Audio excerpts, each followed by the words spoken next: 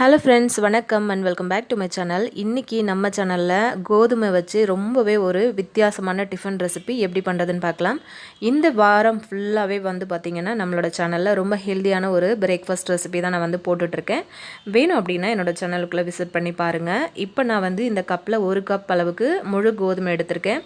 அதை இந்த மாதிரி ரவை பதத்துக்கு நல்லா மிக்சியில் போட்டு நல்லா கிரைண்ட் பண்ணி எடுத்துக்கோங்க. ரொம்ப மாவு அரைக்க வேண்டாம். நம்ம ரவை எப்படி இருக்குமோ சேம் அதே மாதிரி நீங்கள் அரைச்சி எடுத்துக்கோங்க. அதை நீங்கள் சல்லடை பண்ணி மாவெல்லாம் தனியாக பிரிக்க வேணாம்.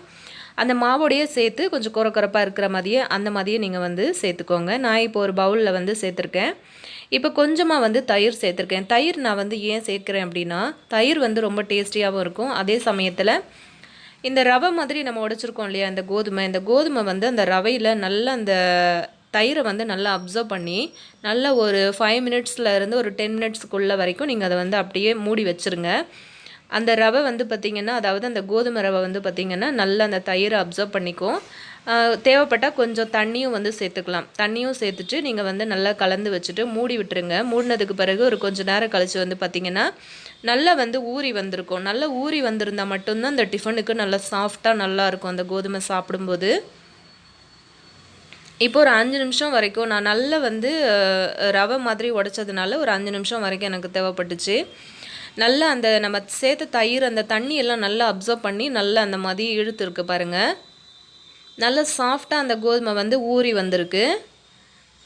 இப்போ கொஞ்சமாக கொத்தமல்லி இலை சேர்த்துக்கலாம். இப்போ குட்டி குட்டியாக கட் பண்ணி வச்சுருக்கிற வெங்காயம் சேர்த்துக்கலாம். வெங்காயம் ரொம்ப சின்னதாக வெட்டிக்கோங்க. ஏன்னா நம்ம சப்பாத்தி மாதிரி தேய்க்கும் போது பெரிய வெங்காயமாக இருந்தால் அது பிச்சுக்கிற மாதிரி ஆயிரும். கொஞ்சமாக கருவேப்பிலை, தக்காளி ஆப்ஷனல் தான். தக்காளி வேணும் அப்படின்னா நீங்கள் சேர்த்துக்கலாம், இல்லைனா ஸ்கிப் பண்ணிக்கோங்க. கொஞ்சம் பச்சை மிளகாய் சேர்த்துக்கோங்க, நான் மறந்துட்டேன். இப்போ நசுக்கி வச்ச பூண்டு ஒரு 6-7 பல் பெரிய பல் பூண்டு நசுக்கி வச்சுருக்கேன். அதையும் சேர்த்துட்டு கொஞ்சமாக உப்பு சேர்த்துருக்கேன். உப்பு சேர்த்த பின்னாடி நல்லா இது எல்லாத்தையுமே கலந்து விட்டுட்டு நம்ம கை வச்சு பிசைஞ்சிக்கலாம். தக்காளிக்கு பதிலாக நீங்கள் எலுமிச்சம்பழம் சாறு கூட சேர்த்துக்கலாம், இல்லைனா கொஞ்சம் தயிர் அதிகமாக சேர்த்துக்கலாம். ரொம்ப டிஃப்ரெண்ட்டாக இருக்கும். இந்த ரெசிபிக்கு பார்த்திங்கன்னா கார சட்னி, தேங்காய் சட்னி இந்த மாதிரிலாம் வச்சு சாப்பிடும்போது செம்ம டேஸ்ட்டாக இருக்கும். ரொம்ப டிஃப்ரெண்ட்டாகவும் இருக்கும். இப்போ நம்ம நல்லா கை வச்சு ப்ரெஸ் பண்ணி நல்லா அதை பிசைஞ்சு கொடுத்துக்கலாம். இது கூடவே பார்த்திங்க அப்படின்னா நான் ஒரு கப் அளவுக்கு, அதாவது ஒரு கரண்டியில் ஒரு குழி கரண்டி அளவுக்கு நான் கோதுமை மாவு சேர்த்துருக்கேன். உங்கள்கிட்ட கோதுமை மாவு இல்லைனா அரிசி மாவு எதுவாக இருந்தாலும் சேர்த்துக்கலாம். ஏன்னா நம்ம இது சப்பாத்தின் மாதிரி நம்ம தேய்க்கிறதுனால அந்த ஒரு கன்சிஸ்டன்சி வர்றதுக்காக நான் கொஞ்சமாக கோதுமை மாவு ஆட் பண்ணியிருக்கேன்.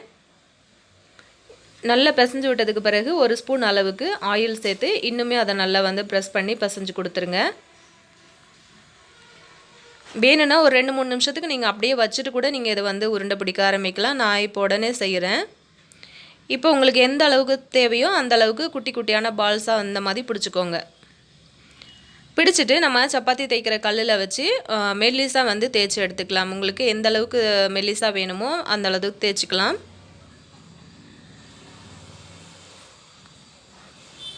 கொஞ்சம் கல்லில் ஒட்டுற மாதிரி இருந்தது அப்படின்னா கொஞ்சமாக நீங்கள் மாவு சேர்த்துக்கலாம். மாவு நல்லா ஸ்ப்ரெட் பண்ணிவிட்டு திரும்ப கூட நீங்கள் தேய்ச்சி எடுத்துக்கலாம். இந்த மாதிரி தேய்ச்சி எடுத்துக்கோங்க.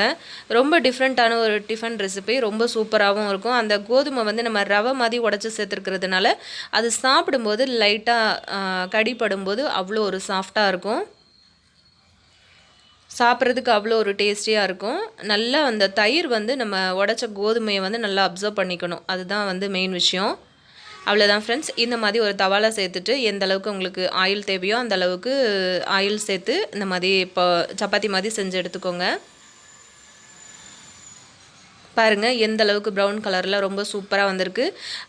இந்த சப்பாத்தி வெந்துட்டு இருக்கும்போதே அந்த பூண்டோட ஃப்ளேவர் அவ்வளோ சூப்பராக வந்துட்டு இருந்தது. பாருங்கள், இதுக்கு சைடிஷே தேவைப்படாது. நல்ல சாஃப்டாகவும் ரொம்ப சூப்பராகவும் இருக்கும். ட்ரை பண்ணி பாருங்கள். இதே மாதிரி டிஃப்ரெண்ட்டான ரெசிபிஸ் பார்க்குறதுக்கு என்னோடய சேனலை மறக்காமல் சப்ஸ்கிரைப் பண்ணி வச்சுக்கோங்க. நாளைக்கு இன்னொரு ஹெல்த்தியான ரெசிபியோடு நான் உங்களை மீட் பண்ணுறேன். Thank you friends.